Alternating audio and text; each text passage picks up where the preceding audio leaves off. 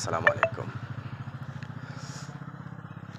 যারা টেকনিক্যাল শিক্ষায় রয়েছেন, ডিপ্লোমা ইন ইঞ্জিনিয়ারিং পড়াশোনা করছেন বা ভার্সিটিতে প্রাইভেট ভার্সিটিতে পড়াশোনা করছেন, বিএসসি ইঞ্জিনিয়ারিং, তাদেরকে একটা কথাই বলবো, আপনারা যে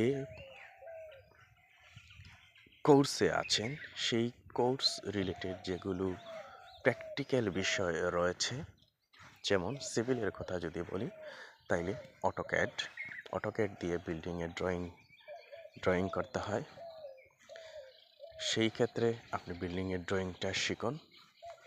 এস্টিমেট, বাস্তব ফিল্ডে যে এস্টিমেটটা চলে সেই এস্টিমেটটা শিখুন। তারপর ফিল্ড সার্ভেটা শিখুন। এরপরে আপনাদের ইটেপস রয়েছে। ইটেপসের মাধ্যমে বিল্ডিংয়ের ডিজাইন করা হয়। সাফ দিয়ে বিম, পাইল এগুলো ডিজাইন করা হয়। এই কোর্সগুলো আপনারা শিখুন। আপনি ইউটিউবে যদি সার্চ দেন, অসংখ্য চ্যানেল রয়েছে যেখানে আপনি ফ্রিতে এগুলো শিখতে পারবেন। আপনার কেরিয়ার ডেভেলপ করার জন্য এক সময় ব্যয় করুন। অযথা সোশ্যাল মিডিয়ায় সময় নষ্ট না করে আপনার ক্যারিয়ার ডেভেলপমেন্টের দিকে ফোকাস করুন। আপনি চিন্তা করেন আপনার 4 বছরের কোর্স, 3 বছরের কোর্স, এই কোর্স শেষে আপনি কি করবেন?